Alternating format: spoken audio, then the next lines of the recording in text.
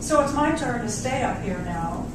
And I want to let you know that 2 weeks ago, in our Prosperity Plus 2 class, this book, The Big Leap, came up again, and I just had to look at it some more. Rick pulled it out and started reading it again, and we started talking about it again.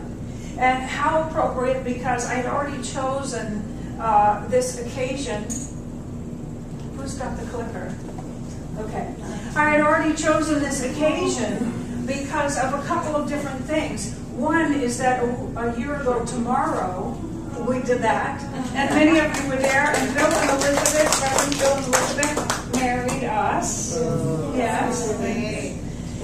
And boy, did we have some good food, huh?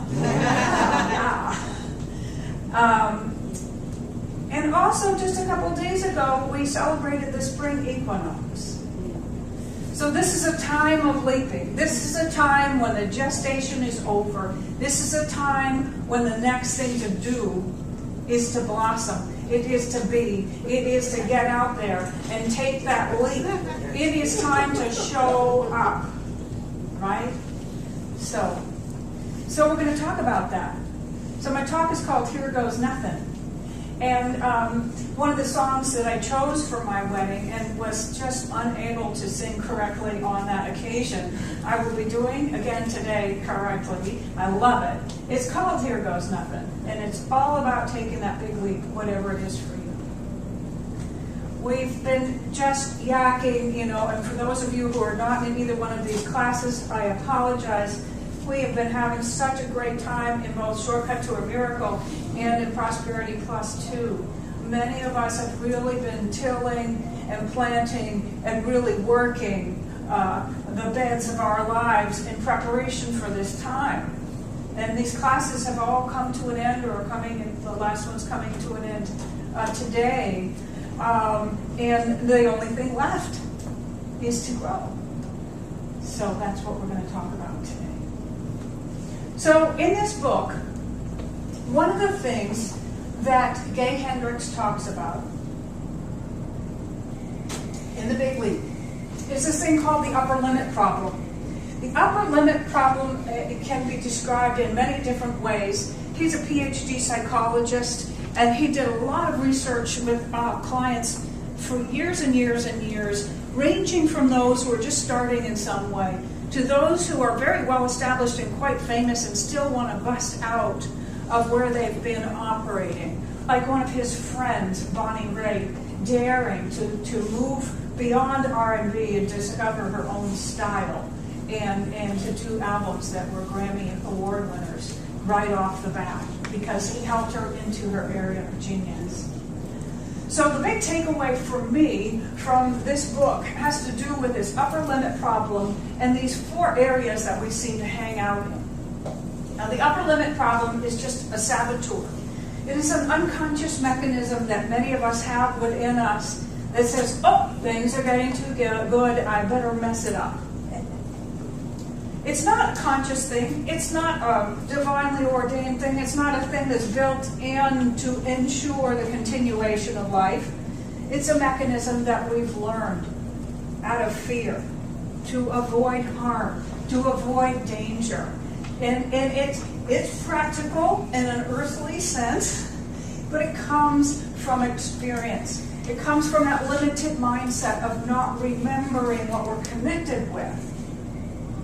So as you can imagine, since we've been on the planet for a little while, there are things that we think and feel and believe that are quite limiting, and they've been passed down lovingly from generation to generation to protect us from harm, to help guide us on our way, and so on. And the truth of the matter is, they are not the way life works. They're not the way energy works. Of course, in life, there are always cycles. Always, beginnings and endings, constantly, and one ending gives rise to another beginning. But sometimes what we've done is we've responded to those limitations, those periods, and we've then passed down this caution. We've passed down this suggestion that we actually do claim limitation and play it safe and so on. So the upper limit problem is this mechanism that comes along meaning well and says, oh, danger. You're getting into uncharted territory. You're going somewhere we've never been before. You're going somewhere that I've heard is impossible.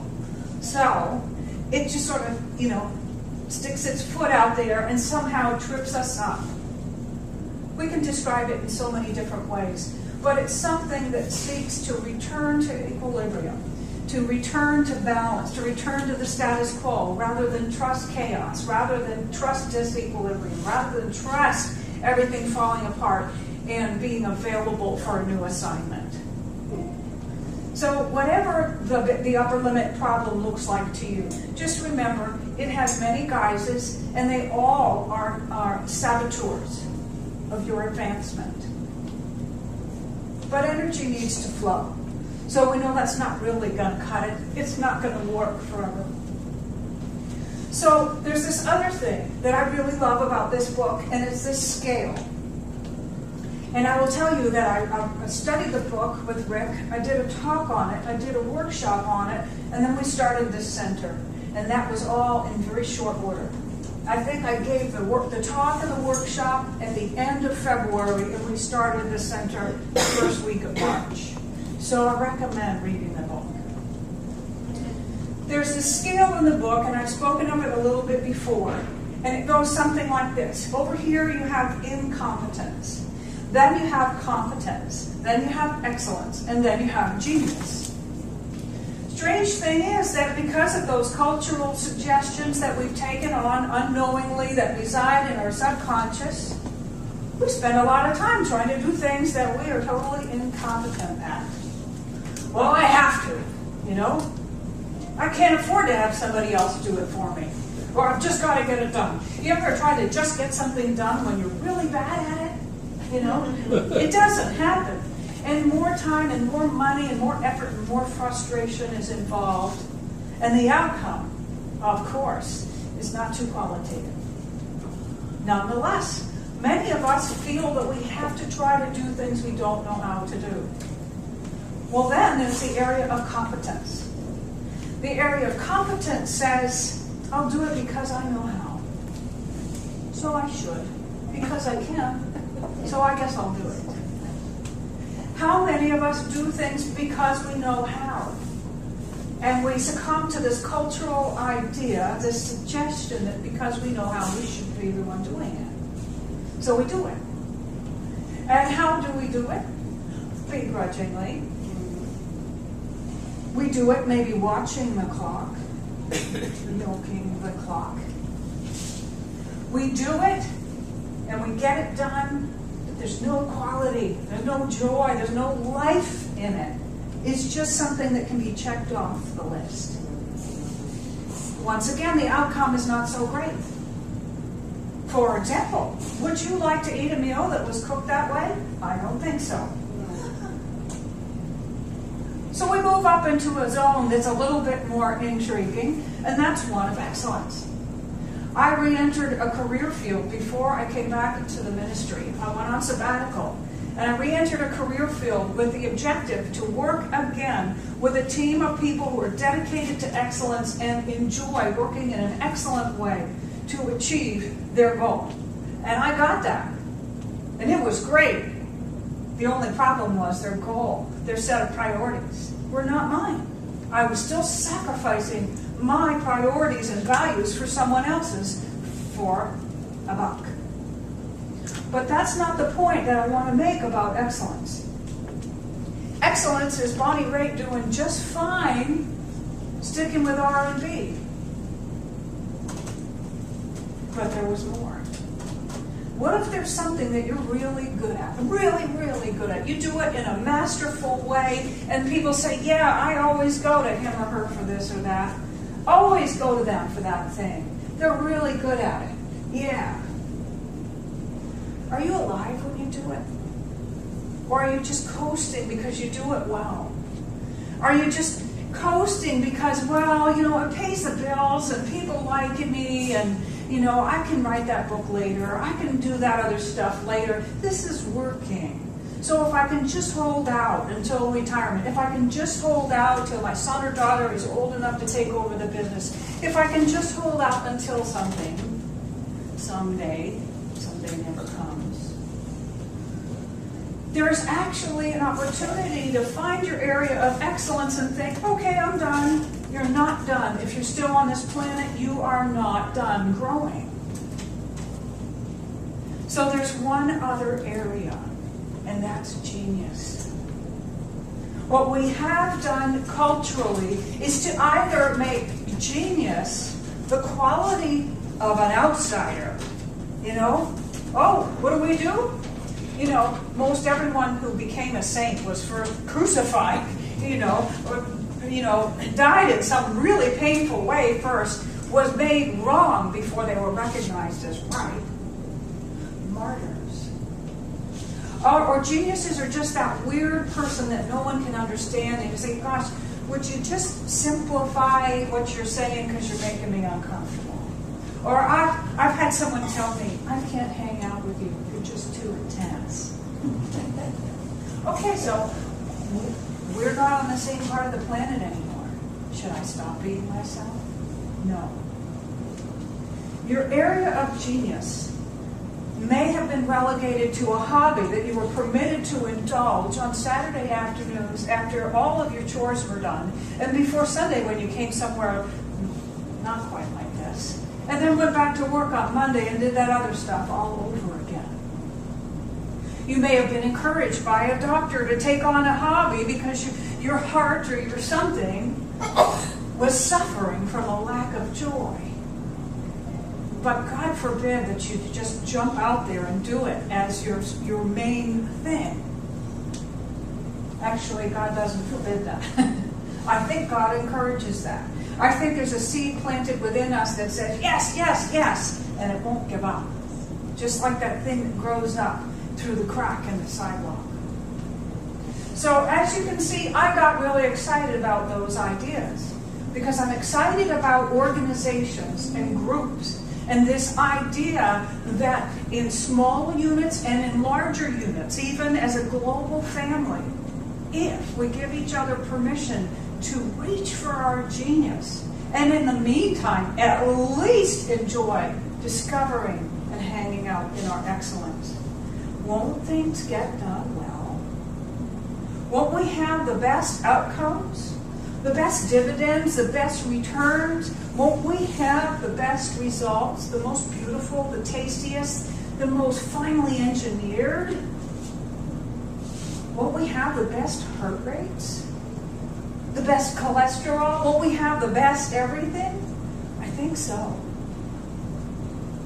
There was a time when now I asked Aggie to read that passage because Hendricks was saying we're evolving into our capacity to recognize that this is possible and to stop seeing it as a fancy of idealists and possibly, actually, a way to be on this planet together.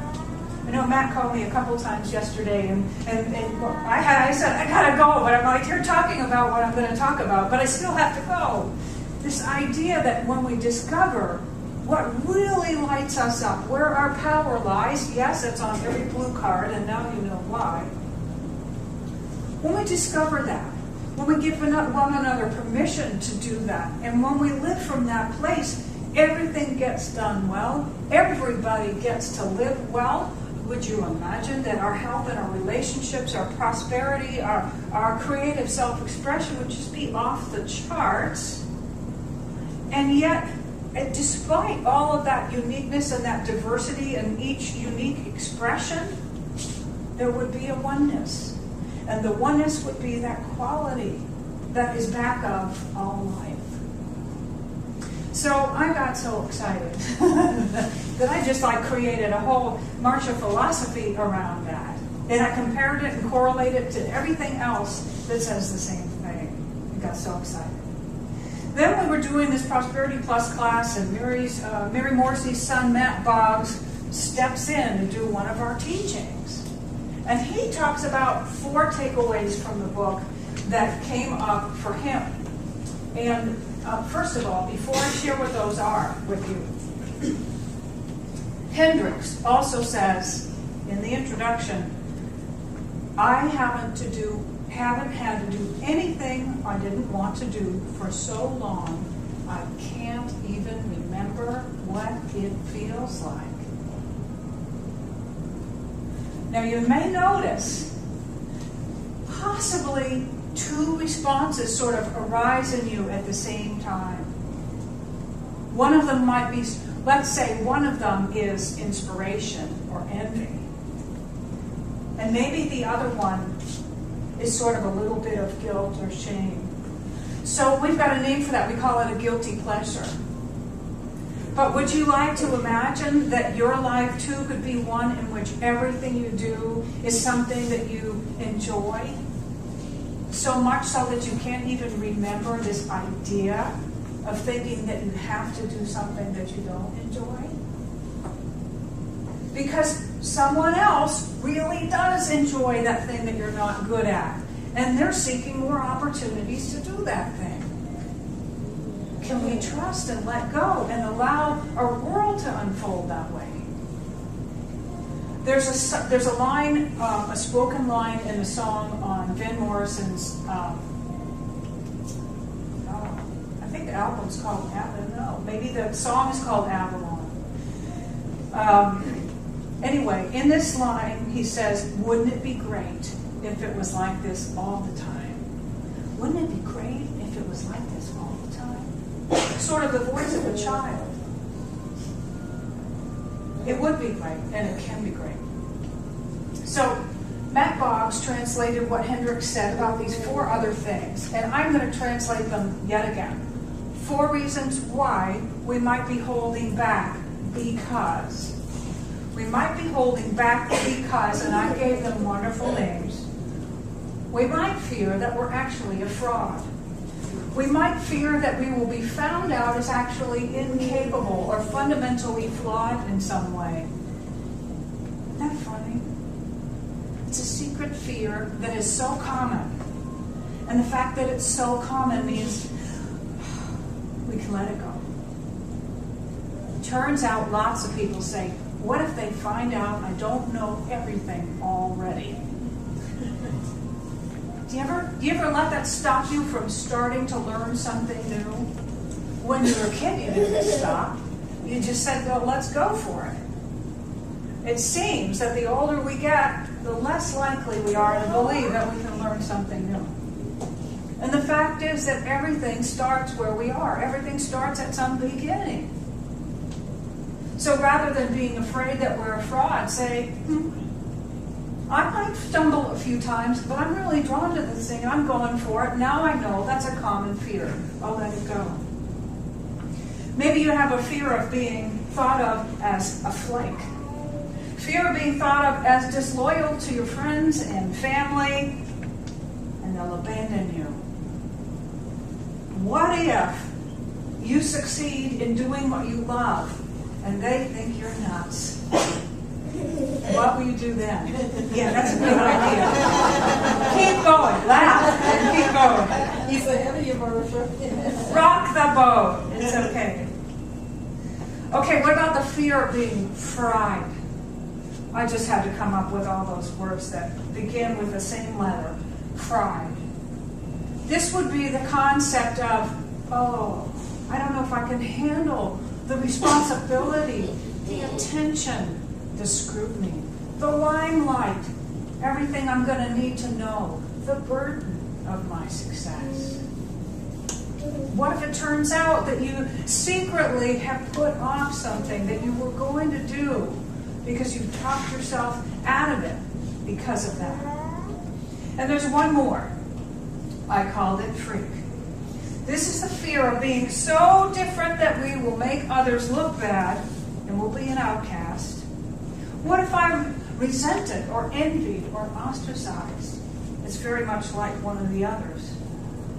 These are unconscious fears that we don't even realize that we're having, that get in the way of our allowing our life energy to flow, our evolution to continue, and our blossoming and our leaping to take place. and they're really common. So they come from a culture that was simply adjusting to circumstances of the time.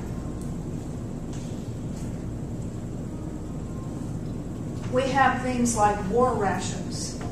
We have things that we learned from family members who lived during the time of the Great Depression.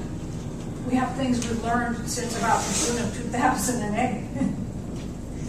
Are you going to take those on as permanent beliefs? You know the story about the fisherman who had a ruler that was the same length as the diameter of his frying pan, and he threw back everything that was bigger. And someone said, "Why are you doing that?" And he said, "Well, they won't fit in my pan." I believe the person said, "Have you ever thought about getting a bigger pan?" The other one is about cutting off the end of the roast. Same principle. Why are you cutting off the end of the roast? Well, that's just the way it's always been done. My mother did it, and her mother did it, and that's just what we do. Did you ever think about either buying a smaller roast, which you could do, or a larger pan, rather than cutting off that extra good and throwing it away because you don't have a place for it, because it doesn't fit in your here and now? Can you imagine making room for more good in your here and now? It turns out that making room for more good in your here and now is part of how you can take this leap. It's part of how you can move. There were a couple of things that were involved in what's in the book that Hendrik suggests. He asks, first of all, can we extend our periods of contentment? Can we eliminate our flow stoppers? Can we allow ease, and can we live in harmony always? So we need to be on the lookout for those automatic limiting thoughts that are keeping us from our good, and bring them into the light of day and recognize they're not true. We know a lot more now than we did then. Some of what we've been doing at the end of both of our classes is forgiveness. Not coincidentally, I don't think, on exactly the same week. Just to be sure that happens. We don't say, I'm messed up because that person made me so. We say, I love how much I'm just jumping back and forth between tenses, but we say how much we've been loved and how much we've been guided and cared for with the best that each person knew how, and now we know more, so we draw a bigger circle and we let more good in. And we give thanks and we move forward with new ideas. There's an interesting thing about hidden beliefs, because what they do is they pop up and they show us new experiences that get our attention directly where it needs to be to correct that limiting idea. So when stuff happens, when stuff hits the fan, we can say, oh, must be another opportunity to get really clear about what I no longer believe, so I can make room for more good. I can have a bigger pan. I can have a bigger container. That's a buzzword in the organizational community. Container. You can have a bigger container.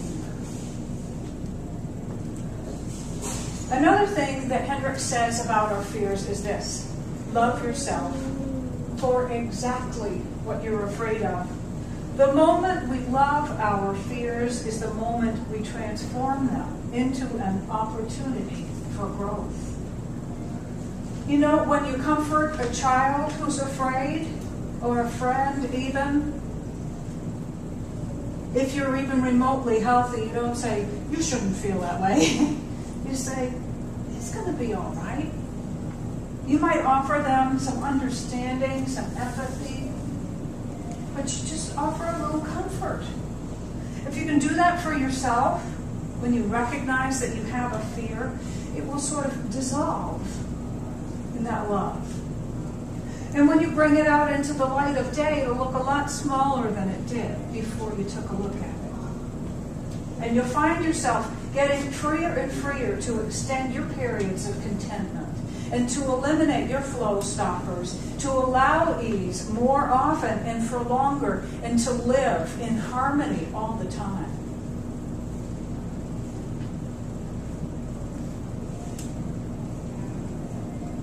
Indiana Jones is one of those examples of someone who had to believe first, and then he put his foot out, and the surface, although it was transparent, appeared beneath his foot.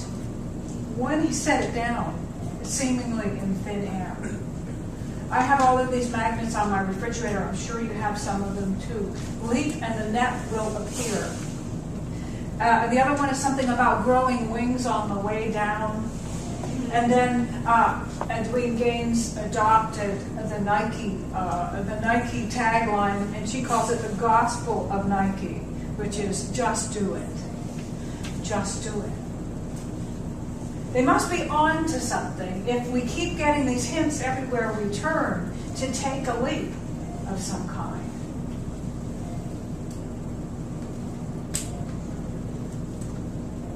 There are a couple other examples. One is, of course, Joseph Campbell saying, follow your bliss. I remember, and I've shared this before, I bought this book by Marcia MacLean, who's an organizational psychologist, called Do What You Love and Money Will Follow. And I sat down with a legal pad and a pencil. I'm like, I don't know what I love. Wherever shall I start? But I figured I'll read the book and I'll write what comes to mind, and something will happen, and it did. That was back in the mid-'80s. It may take a while. We have a lot to unlearn. We've been busy knowing something other than the whole truth for a while now. And that's okay. We're evolving. Dr. Christiane Northrup, another thing that I love to share. She talks about when we are getting ready to be born, when the quickening takes place. The cafeteria shuts down, and we are no longer fed by that place where we have been. We're pointed in a new direction. We're restless. We don't know why. We turn around. We might kick. And we go into this period where we can't see anything. Nothing's working anymore. We have no idea how it's all going to turn out, but we instinctively move in a new direction. And we end up arriving perfectly in a new world that's already been prepared for us. But if we resist it, we risk our lives. The truth of the matter is this is more than an idealistic fantasy. If we don't allow energy to flow as it will, as it must, as it does, by means of us, it will find another outlet. But it might mean that our body has to drop. Ernest Holmes has this funny line in one of his talks about prosperity. It's a recording with him and Catherine Ponder taking turns, I guess. Well, it's just a recording of them talking like this. He says, if the body gets too congested, you simply get dead. You just get dead. Because life energy will find its outlet. You can't stop that. But if you want to, because you're free, you can deter it. You can baffle it. You can make the way crooked. You can make the way congested. It will find an outlet. But why not have it be through you? What if there is a gift and you're discovering your excellence and your genius that not only brings you to an experience of life like never before, like heaven on earth, but it's something that you're here to give. It is something you're here to deliver. It's something that no one else other than that point of awareness within the mind of God living here on earth can do. Wouldn't you like to get that gift? So I guess if I'm standing before a very large jury, what I'm saying is that there is such a great case for taking that leap, for favoring your genius, for allowing yourself to let go of what you're not good at, and don't do what you can do just because you think you should. Focus on your excellence. Discover your genius. Let your life be great. Take that leap. Everybody wins. Thank you.